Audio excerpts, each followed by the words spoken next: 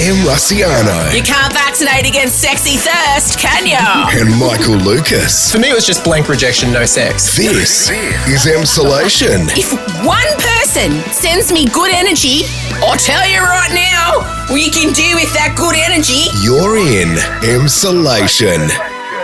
Well, hello there and welcome to Emsolation. How are you? You're Bobby.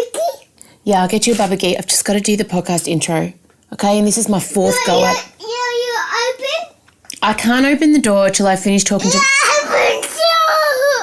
I'm doing this first. Why don't you sing Baba Blue Sheep while I talk to my pals? Okay? Okay, wait, you have poo in your nappy. You've done poo. Are you done poo? You don't need to have a yook. I can smell it. Babes, please don't take that off because that would be, oh my God, the poo explosion. I can't do it. You're just going to have to sit with the nugget until I've done this intro, okay? You just sit there and be quiet. You can have another bicky. I will bribe you with more bickies once I've done this, okay? I'll open the door in a second. Wow, that is a strong poo. Hi there. If you're new here, welcome. My name is Em Rusciano. Have I done that bit? Oh my God, this is my 2-year-old son, Elio, who, no, turn that off. Turn it off. Oh, Christ. Thank you, darling.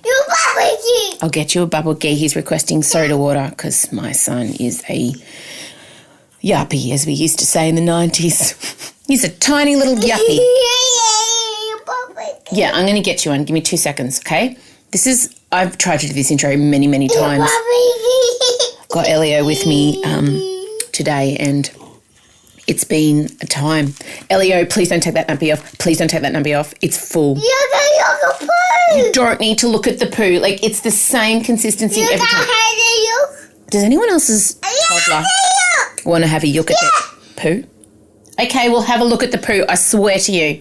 We will forensically examine the poo like I'm about to tell all our friends I forensically examine the show Sex Life with my friend Michael Lucas. I can't remember if I've said who I am, but I think, I'm a singer, a writer, a stand-up comedian, a maximalist power queen, all that stuff. Michael's going to join us soon. Yeah, we're going to yuck at the poo in a minute. But what I do want to... Okay. Just excuse me. Guys, if you can just excuse me. We're going to yuck at the poo. I'm just going to pause it. Okay, guys, I'm going to be back. Just give me a sec. MDV, can you just pop some, beautiful elevator music in? Guys, I'll be back.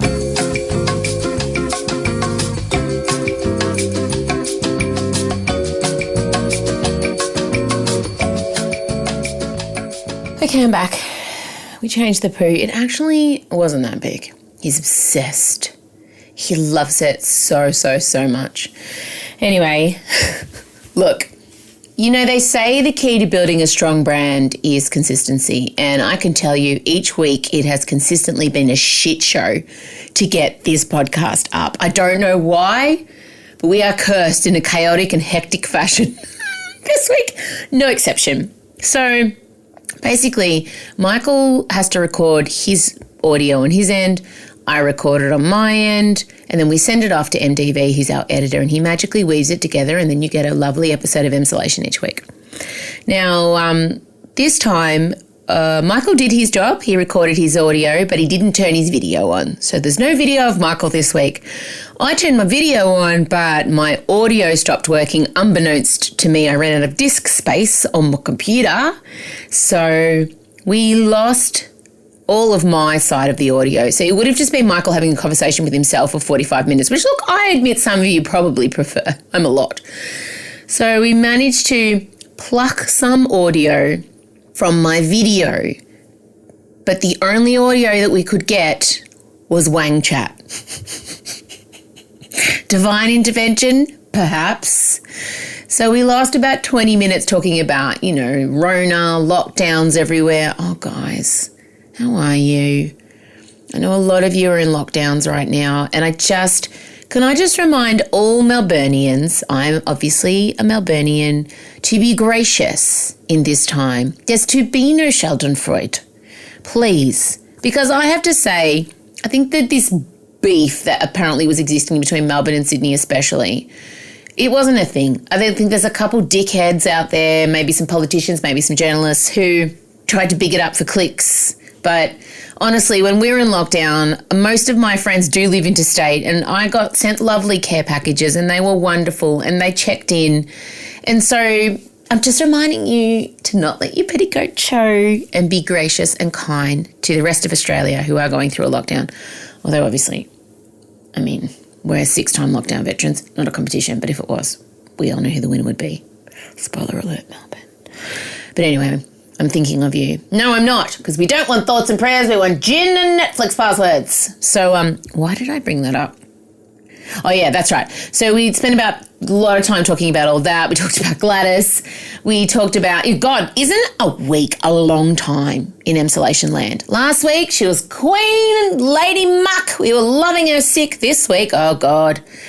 She did a few interviews last year, which really haven't aged well, where she said, I think lockdowns are the easy option. I want to keep the economy open. Oh, glad. I just think the rule should be during international pandemics that let's not make any hard and fast statements. Let's not say what we think is the right way to go about getting through completely unprecedented circumstances as this pandemic is. I think she's going to speak more carefully in the future. I mean, Anastasia Palaszczuk has just flat out come out and just roasted the Morrison government. It was her and her chief health medical officer, the two ladies. Oh my Christ. It was spectacular. Honestly, she's had it. Mummy's had it. You know, when it's just, she's fed up. Anastasia Palaszczuk is fed up with the federal government, and it was a spectacular sight to behold. It's been quite the week. Obviously, again, we talked a lot about Barnaby Joyce last week. I don't know if you heard. I'm sure you did. If you follow me, I posted it.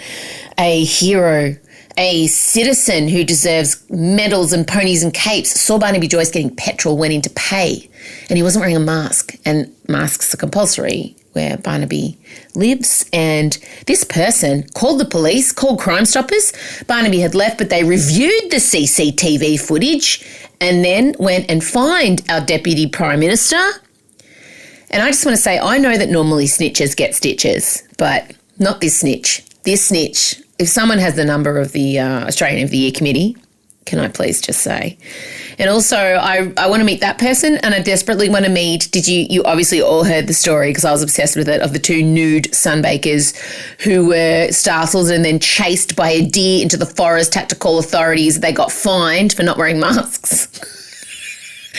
So do you reckon, like, if you're nude and you got all your bits hanging out, as long as you're wearing a mask, you're fine? My God, what a week for news. It's been crazy. And of course, Dan Andrews is back. What a return. What a triumphant return when the rest of the states obviously are battling and everyone was very critical of Dan. His first week back, we have 0 cases. It's craziness. I mean, honestly, he couldn't have timed it better. And of course, he's been very gracious about it, as I've encouraged you all to be. But I don't know if you saw the video of him and his wife, Kath, who does listen to Emsolation. Hello, Kath. It was kind of like this, what happened in Dan's words. And Kath was there, very supportive beside him.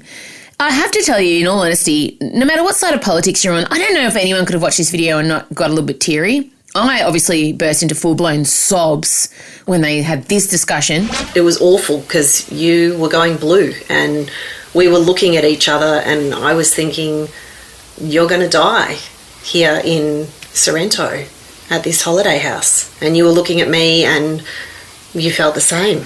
So imagine looking into the person you love most in the world's eyes and them looking back at you and you both thinking, this is it. These are our last moments together. And I felt very triggered because obviously the same week that Dan had his traumatic accident and was admitted to the Alfred Hospital, my husband had a very traumatic accident and was admitted into the Alfred Hospital, and Kath and I found ourselves on the same floor in the same ward on the same day, and it really hit home for me. And I told her, I sent her a message because she is someone that I do converse with. I think she's amazing of her own right. She's an incredible woman. And I said, you got me, Kath. You got me. I see you. And she's like, I see you too. She's a great woman. So, I did, though, want to point out, this wasn't just a in your own words video. just want to say, though, I'm really glad they didn't do any kind of like Australian story reenactments, because that would have been terrible taste. I don't think I could have done that. And I did appreciate how they had books behind them, but they were blurred out. So it's like, yeah, we read, but it's none of your damn business what we read. But also, yeah, I rated that. I was a little bit initially dubious on the emotive piano music playing in the background. I was like, guys, do we need it? But then we did.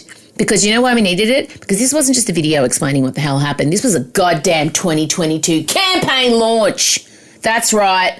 That's what this was. Make no mistake. Have a listen. I came back this week. I'm fit, I'm strong, I'm healthy. I'm on the ballot next year. I'm running, and I'm running to win.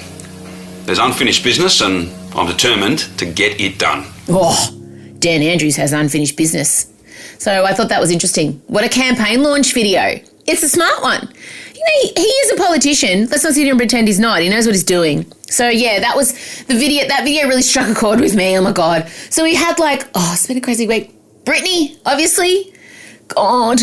So what you're about to hear is me going straight into talking to Michael about the new Netflix series, Sex Life. I haven't even got to this yet in this intro because there's been looking at poo and there's been hecticness. So basically, there's a Netflix show called Sex Life, and it's total rubbish, but it's super hot. And I became obsessed specifically with episode 3. You're going to hear that. You're going to hear a good 13-minute deep dive into our suspicion that a fake wang was used in a full frontal shot. Oh, God. We do God's work, this podcast, or whoever you believe in. I don't know yet. I'm hedging my bets. That's what you have to look forward to. But that's really, like I said, by some divine intervention, that's the only kind of bit that was saved. And then we talk a little bit about Britney. So it's not as long as we anticipated. But I've covered off Naked Deer Man, Barnaby getting fined, Gladys, Dan. I've changed to pooey nappies in the middle of this intro. I mean, I feel like probably business as usual for you guys. So, yes, that's why it's a little bit higgledy-piggledy, and the sound comes from my mobile phone, not this very expensive mic I'm now talking into from Rode. So enjoy. I hope you get something out of our incredible, deep, thrusting dive into Sex Life. We do touch on Britney. You know, that's it. I've got to go. I'm just taking a breath. God, it's been a day. I'm recording this. It's like 9 o'clock at night. It's 9 o'clock Wednesday night as I record this, literally. And my poor editor, MDV, is waiting for this intro, because as I said, I tried to do this intro before, but there was problems with disk space and something was clicking. It was awful. So I've been trying to do it during witching hour. Anyway, wherever you are, if you're in lockdown, be gentle with yourself. Just make sure maybe you change out of your daytime jammies into your nighttime jammies, back into your daytime jammies. I don't know what else to say. There's nothing to say. It's fucked. I'm sorry. And to everyone in Melbourne, just keep it tidy, please. All of us. I'm saying this to myself. There's to be no gloating, okay? There's to be no gloating. You keep it tidy. You keep it classy. You be full of grace. You be Princess Di. You need to think, what would Di do in this situation? Oh, I also need to tell everyone in Melbourne, it just keeps getting better for Melbourne. I'm sorry, everyone. We are going to be in the Great Australian Podcast Festival. It's a huge lineup, actually. Will Anderson's going to be there, my old mate Will. A bunch of other people who, of course, have flown out of my mind because I have no memory. But tickets, the pre-sale is already happening. You've got to go to Live Nation and just Google the Great Australian Podcast, Live Nation. It's at the Palais Theatre in November. If you want to come and see a live recording of Emsolation, Marcella's going to be there, Giggling Ben's going to be there, Michael Lucas, of course, will be there. You'll get to see us do it in the flesh. That's right. You've been asking for it and we're delivering it. A live recording of Emsolation. There's a bunch of other podcasts that you probably love that you can go see them get recorded as well. So go check that out. Okay, that's enough from me. My tour's still on sale, but I'm not going to bug you with that because everyone's in lockdown and no one cares. I care, but I'll wait until everything's better to harass you about it. All right, my darlings, enjoy. Play the music.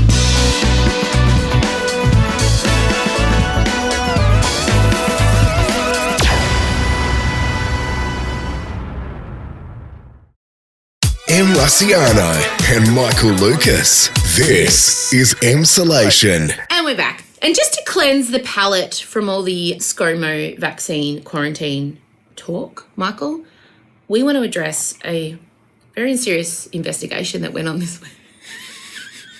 I've been watching a show called Sex Life on Netflix, and Your Netflix algorithm must be cooked at this point. it's crazy. It doesn't know if it's Arthur or Martha. It doesn't know. And all it knows is get this woman penises. Get this woman penises. Get this woman penises. Yeah, so Sex Life, basically, first of all, I just want to say 365 days, you're on notice. You are on notice because I want to tell you, Sex Life, Michael gave me full frontal wang. Episode 3, 19 minutes and 59 seconds, to be precise. I just want to give that service to our listeners. If you can't be bothered watching the show, because it's not like, it doesn't have a strong storyline, I'll explain it in a minute. If you just want to see full frontal wang and decide for yourself if a stunt wang was used for Australian actor Adam Demos, who was also in Unreal, that's how I first came to know him. If you want to enter into the arena of, is it a fake wang, is it a real wang? Ep 3, 19 minutes and 59 seconds. So basically, it centres around Billy, who's our protagonist, living what seems to be the perfect existence. You know, she's got a huge house in the suburbs. She wears this white linen nightie all the time that's totally pristine, even though she's breastfeeding a kid and has another toddler. Always white linen, always stunning.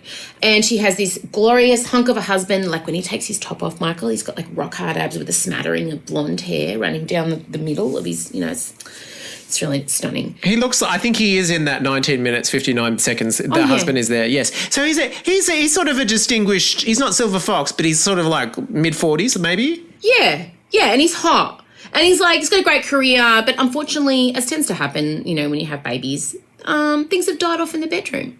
And Billy is she tries to get things started with him, but he's just not interested. And during the whole time, she starts kind of fantasizing about her bad boy ex, Brad, who's played by Australian actor Adam Demos. And then just to really kind of get the frustrations out of her body, she starts journaling and remembering their times together in explicit detail. And then... Oh, so he's an ex. Yeah, okay, he's an ex. And then she's like, oh my God, she leaves her laptop open once and she forgets to put the lock on it and her husband reads her journals. And so he then becomes obsessed with tracking down Brad, who he does track down in a gym toilet. This is the scene that I've only seen this 30 seconds, I've got to say. And I also just want to say, I am surprised how much of the story I managed to pick up just from watching this 30-second interaction, because I think I could have told you most of this just from what I saw. Yeah. So Brad is showering. He turns around.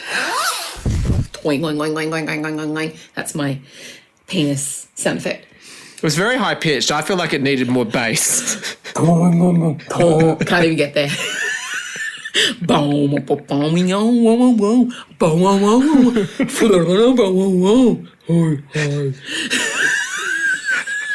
I hope someone makes that their ringtone.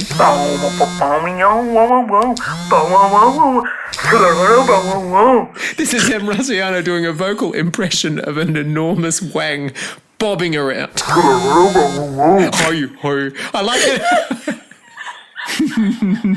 Okay, so basically we get full frontal peen, which we did not get in 365 days. So I just want to say, step your pussy up. We have praised, although they agonise us, but we praise the editing because that was absolutely split second. Like the framing of 365, and we've watched it frame by frame. It just gets you so close at such speed, but then it always cuts away. Yeah. Every single other square inch of this man's body you see, but not that. 100%. Not this show. We were in, and you should see me. I paused it because it didn't look real. I'm going to tell you right now. I suspect fake wangage. So I paused it at 19:59 and I went in, with a magnifying glass. I went in and I just feel like for mine, without having a penis, and I will throw to you, it just didn't seem to naturally move with the rhythm of his thigh. And I went and read a lot of interviews with this actor. They asked him if they used a body double and he said no. So are we suggesting, am I suggesting a very realistic strap? Prosthetic. Or perhaps a prosthetic that slipped over his actual wang? Over the top? Well, let's just say there was plenty of room to fit an actual normal-sized wang in there. 10 wangs. This was it basically was, it was the size of the entire lower half of my arm, pretty much. It was a baby arm with a fist, 100%. I think a teenager are. A teenager who's a weightlifter. To the extent that, like, I mean, for me, it just took me down a path of thinking that's going to make dressing, like, you're really going to have to, like, a lot of the pants that I wear, and I don't wear tight pants, but I don't think I could wear them if I had that thing there. We have a mutual friend who has a very large penis who really struggles with the dressing, and he has been known to have to double jock with a tighter pair underneath, double jock to hold it down in his pants. Wow. Yes. I really want to give away. Do you know who it is? Do you know? I think I do. I think the reason why you're not saying the name is because the person is a well-known person. Very well known. Anyway. Like, I feel like if you're a man and it gets out that you have a huge schlong, it's like, oh, I'm so embarrassed. Like, I don't think it's a bad thing. Is that? But hang on, he has to double drop. Is it just because it... Oh, God, because he wears tight pants. Okay, got it. I remember once, and it's not what this, unfortunately, I'm just going to say flat out, was not because of the girth or proportions of it, but once I was wearing some sort of wetsuit that was very tight, and a friend had a camera photo, and I did not realise how much my cut lunch was on view. And until I got the photos back, and I'm like, oh yes, yes, and I'm obviously in and out of the water then because it was a cold day. Yep. That's yeah. You can really. And then the other one for me was when I dressed up as Beyonce and I was wearing that leotard with those tight things, and then the leotard slipped. I was there for this. Mid-dance routine, and it was flesh-coloured tights pressed against my junk, and it was really, God, you could see it. Yeah. It was interesting. But having said that, not the same sort of issues that this gentleman was facing. Or is he facing them? Was it prosthetic? Well, that's what I want to ask you. The movement was the giveaway. And it just felt a little bit like waxy. Like it felt like an imitation of a dick. It felt like a drawing. Like if you asked an artist to interpret a real-life peen and bring it to life with a 3D... It was a 3D printer dick, if you will. But as a dick owner, what did you think? Look, like the first time through, I just was like, oh, Jesus. Like I knew that this moment was coming. They really went for it too. Like they give it two shots. You get it in a wide, then a close up. Boom, boom, right after each other. And it is like being hit in the face. And they really would. When we say it's a big one, it's not like, it's not like it just, plentiful size. It is... Yeah, this would significantly impact on your ability to be mobile in this world. You would have to be thinking about it. It would be ever present in your mind all the time, how to manage navigating even small movements with it. But then I think what I turned to was I was suspicious about the pubic hair. I felt like the pubic hair was not necessarily truthful to what a pubic hair looks like when it's under a blasting shower. And just that whole area around. Anyway, yeah. Look. No, we're going in. I don't want to at all impugn the integrity of the production. No. And I also don't want people to I feel like maybe it'll give them more enjoyment if they believe it is true. But for me, jury is out. I've had lots of enjoyment. So for me, though, I'm also imagining the first time everyone saw it. Do you know what I mean? And was there meetings around, just say it's real, okay, and he gets it out, and then they all realise what they're dealing with. Do you think there was meetings around, it's too big? Will people think it's fake? Yeah, will people think it's fake? This thing, do you think, and who first saw it? Who... when they were doing a dress, a dress rehearsal, whatever actors do when they're doing the marks, they're marking the spot, and this thing is unleashed upon the crew. And did the crew all gasp? Did anyone scream? I want to know, what were first reactions on the giant wang? Can I just say, if they have a making of and they do not cover this, then that's a dereliction of duty for the making of, because that's all we want to know about. Well, I feel like you would have to declare. I feel like if that was really what you were packing, you would just know in your life, because if that is seriously you get a headshot, literally. Boom. But also, you would need to declare that in your personal life, or you would need to, like the episode of Sex and the City where he had to say, look, it's really big, because that is a health hazard. Yeah, if you were asked how many limbs you had them all, you'd say 5. That is pretty hectic. Oh, God. I don't care. Women's bodies have been pathologized. Is that a word? They've been picked over. I am going in hard on the cock because it was in the middle of my laptop screen. You should see me. I had no warning. So I was like laying in bed like this, and like my eyes are a little bit like this because I was so tired. And then it was just like, and I was like, I shrieked. I was like, ah! And then I didn't know who to tell because I can't call my daughters in. No. Can't exactly. Scott's probably not going to want to hear about it. I mean, Thank God I've got a podcast with my gay best friend. Thank God. But it was like, it was a kind of visual that I wanted to share, that I wanted to talk about to people. Like, yeah, well, when you go through such a startling, convulsive experience, you need to talk it through with people, even if that experience is a shower. I love it. But also, it's a critical plot point. I mean, let's just say, like, that husband that is looking at that is you know, that's the dramatic impetus. I mean, how's he going to counter that? you can't. Well, I have to be fair, I haven't watched episode 4. So. Just stuck on episode Can't 3. wait to hear what lies in store. I don't think I will. I can't imagine. It can't. What can top it? How can they? Why didn't they save Giant Wang till the last ep of season 1? That's what I want to know. Boogie Nights. Do you think there's more? Do you think there's more? There's probably more dick. I would be disappointed if there wasn't. I feel like that's what the show's promising. I feel like they should point it out there. Like, I feel like there should be time codes. And also, they've shown it in repose, and now it's time to, like, you know, put that into action. It's a Lin-Manuel Miranda classic callback. If Hamilton was about a giant penis. I remember that note. I just remember that note for the rest. Actually, that could be a song in it. I remember that soldier boy stripping over themselves. How does a giant penis tucked in the pants of a man who acts on a show that no one gives a fuck about until his big cock gets out? I could do it. I could write it. Oh, and it's a very Hamilton. Who's the other guy that's jealous of Hamilton? I mean, it's a sex like Oh Burr. my God, it is. It's Burr and Hamilton. It's basically a retelling. And surely it's going to end with a duel to the death. And I know what the Adam Demis character's weapon is. We are juvenile. This is real bad. It's late, by the way, everyone. And Oh, you know yeah, when it's Em like said, it's late at let's night. take a break to collect ourselves. We didn't. We just kept on going. So we are Thelma and Louise, and we've had the kiss, and we're gripping their hands, and I can't even tell. I've had a whole glass of straight tequila. Gee, you'd never know. Shut up. I know. All right, before we go, a light topic.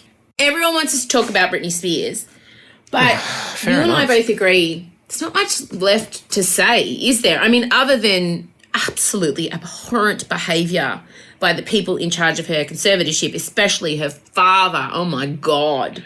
And also just how startling it was. We've become so familiar to that sort of croaky baby doll voice all over the Instagram, which she now admits she was projecting something on the Instagram. But to hear her speak so passionately and eloquently and with so much anger, there was so much anger in there as well. It was so startling, and it really it also made me think about, you've got to be ready and forgiving of, like, sometimes it just takes people time before they're ready to say all this stuff, or when they feel like they have permission to say all this stuff. But when they finally do, you've got to listen. And my God, I've listened to it a couple of times. All I want is to own my money for this to end and my boyfriend to drive me in his fucking car. And I would honestly like to sue my family, to be totally honest with you. I also would like to be able to share my story with the world and what they did to me, instead of it being a hush-hush secret to benefit all of them. I want to be able to be heard on what they did to me. By making me keep this in for so long is not good for my heart.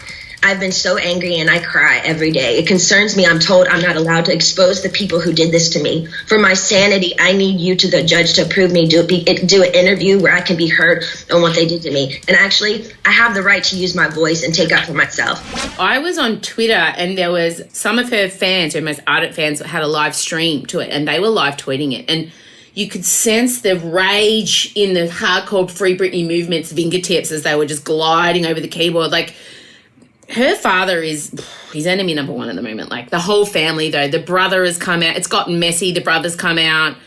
And videos of him have resurfaced of him being pretty gross toward Britney. And meanwhile, don't worry, Britney supports the whole family.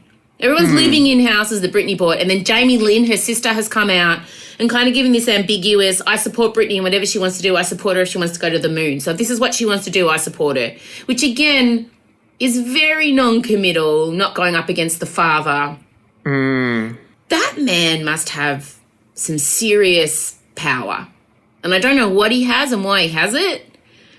Maybe it's information, maybe it's photos, videos, I don't know. But it just seems to me, for one kind of suburban dad, he has a lot of power. Well, yeah, I know, but she's been convinced that she needs it and that they're protecting her and that they're saving her from herself. And then the thing that was so heartbreaking was when she said, I was ashamed of it, but also I thought no one would believe me. And the worst thing is, I understand why she felt that. I understand because, unfortunately, she had been treated like a joke for such a long time. She was a whole genre of entertainment unto herself, and it is so heartbreaking to think that, I don't know, that's why she felt like she couldn't ring the alarm about this. Well, I believed her the whole time. You did? You said she was sending you messages? I know, in the eyelashes, I know.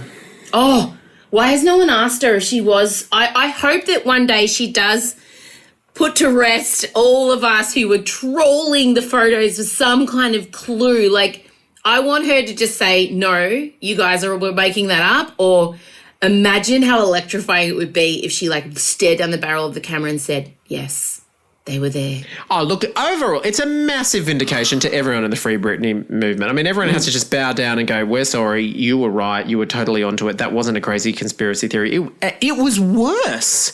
It was worse than we all imagined. The thing about the IED... Oh, the fact that they put the birth control in and no doctor would take it out for her, I just don't understand. And also, obviously, a lot of disability advocates have come forward and said, yeah, this happens to people with disabilities all the time. So I've noticed, I follow quite a few amazing, fierce, feminist disability advocates and women with disabilities, and they're all feeling sad for Britney, but also extremely ripped off that it's taken Britney Spears, a very rich, white, able-bodied, cisgendered woman, having this happen to her, for people to go, oh, wait, this happens to women? It does. And it's been happening to disabled women for a very long time against their will. So maybe this will shed some light on that. But I just want to leave on how irrelevant Justin Timberlake is and was. And he sent out this tweet that was kind of like, no matter what you think of Britney, no woman deserves to be treated like this, da-da-da-da-da. And it was just like, who encouraged Justin Timberlake to stick his 2-minute noodle head up? Do you know what I mean? Like, sit down, Justin. I'm patting him on the head.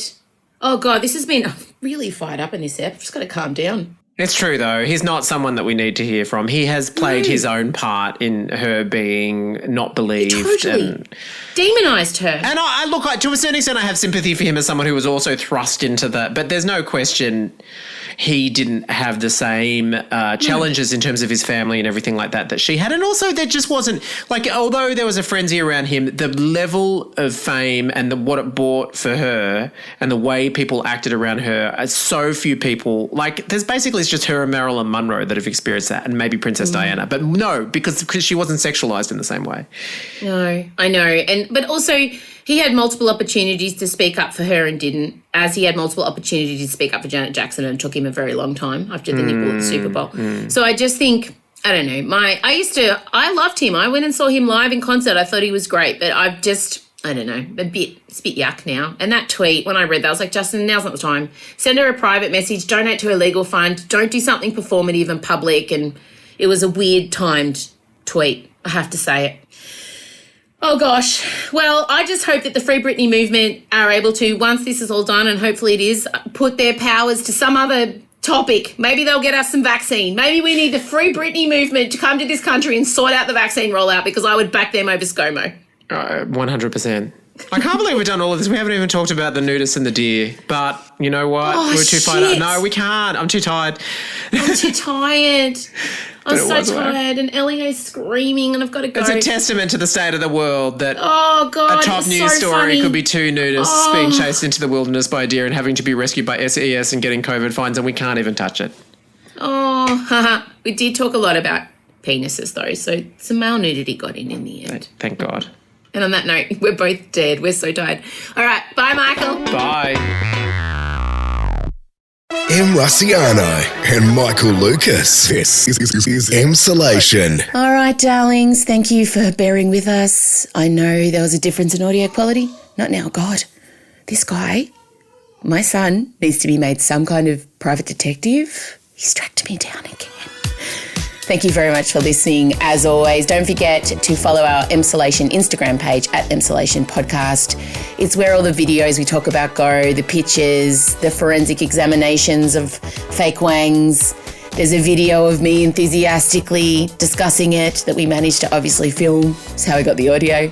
Have a safe week. I know what's going on for a lot of you. Trust me, I'm a 6 lockdown veteran.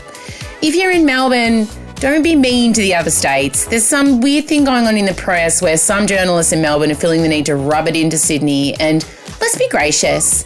You know, let's be Princess Di in this situation. What would Princess Di do? You know, let's not make other states feel bad. Let's not rub it in. It's a horrible thing to happen. And sure, there's a few dickheads, a few politicians, a few journos who want to try and make it into a rivalry. But I feel nothing but love for my Sydney friends. I have so many people in Sydney who were so kind to us when we were in lockdown. Two of my best mates live in Perth. Another best mate of mine lives in Brisbane. So, you know, I have care for everyone, no matter what state. Oh, God, he's here, guys. He's found us. Do you remember Terminator 2? Oh, God. And remember, because do you remember Terminator 2, right? I'm going on a mental side quest. Remember Edward Furlong, right? And that movie came out when I was like 13 and I was getting hormones. And I remember seeing Edward Furlong and being like, oh, my God, there's something weird happening in my undies. And then I got his photo in Smash Hits. I think it was Smash Hits, or it might have been Dolly. And I took it to the hairdressers and I said, can you please cut my hair like this? No, don't do it, please. My first haircut experience where I took a photo of a famous person was Martika. Remember? I feel the earth move like toy soldiers. Yeah, so obviously she didn't originally do I Feel the Earth Move. I think that was Carole King. Oh, God, I'm really on a side quest now. Anyway, so I first took a picture of Martika to the hairdressers. My second picture that obviously the first picture was John Peter Farnham's soft feather mullet and Stephen Kernahan from Carlton. Wow, I'm really going back now. Then it was Martika, and then I took a photo of Edward Furlong with that spectacular fringe. I'll get Marcello to put a picture of Edward Furlong and me side by side on the Instagram. And then, why was I talking about this? Oh my God, I've totally lost my track. Oh yeah, Elio. Elio's the T1000. You know that Terminator that comes, it's the liquid Terminator? That's him. Oh my God, I'm just remembering that final scene in Terminator. You know when like Arnie's lowering into the lava and he does the thumbs up and the last thing you see is the thumbs up. Oh God, that is such an emotional movie. I'm not really into action films, but that one really stayed with me. Jesus Christ. The T1000's gone now. He's gone off for a walk. I better find him. All right. I'm sorry. I'm not sorry. This is what you're here for. We'll get the merch online as soon as we can, but I'll let you know about that soon. Stay safe. Obviously, my tour is still on sale, but we're not going to talk about that. I'm not going to bore you with that. I'm not going to burden you with it because you got enough on your plate with probably being in lockdown. All right, I'm coming. Okay, see you soon. All right, guys. Oh, God. Have a great week. I'm coming. Bye. Emsolation with Em Rossiano is a Spotify exclusive podcast hosted by Em Rossiano with Michael Lucas. Executive produced by Benjamin Wasley. Produced by Em Rossiano. Edited by Mark Davila. With videos by Liam O'Bree. Socials by Marcella Rossiano Barrow. With assistance from Jim Evans and Georgia Watts. And occasional technical trickery and wizardry from Em's dad Vincy. Get more from Emsolation with Em Rossiano by following Emsolation Podcast on Instagram. You can also join our secret club by joining our Facebook group at Emsolation. And make sure you're following us on the Spotify app. We of course hope you enjoyed this week's episode and we'll chat with you again soon.